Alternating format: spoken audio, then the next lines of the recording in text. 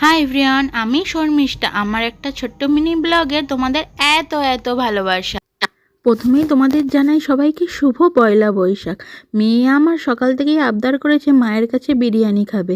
আর যেহেতু পয়লা বৈশাখ মঙ্গলবার আমাদের ভেজ, তো অগত্যাই মেয়ের বায়না রাখতে আমি করলাম ভেজ বিরিয়ানি।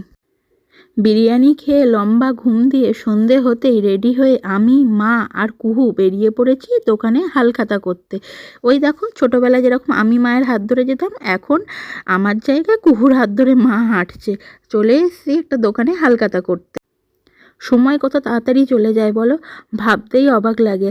আজও সেই মায়ের হাত ধরে ছোটোবেলা হালখাতা করতে যাওয়া দোকানের কথাগুলো মনের কোণায় ভাসে, ভিড় হয়ে থাকে।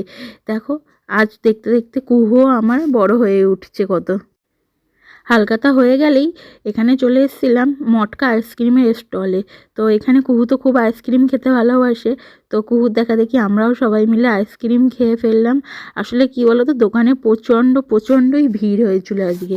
আর আইসক্রিম খাওয়ার পর চলে গেছিলাম ফুচকা খেতে। ফুচকার দোকানে কিন্তু প্রচণ্ড ভিড় ছিল, অনেকক্ষণ দাঁড়িয়ে থাকার পর এখন আমাদের লাইন এসছে। তো চলো জমিয়ে ফুচকা খেয়ে নেওয়া যাক সবাই মিলে। আরও একবার সবাইকে শুভ নববর্ষ, নতুন বছর সবার জীবনে সুখ সমৃদ্ধিতে ভরে উঠুক। তো চলো টাটা।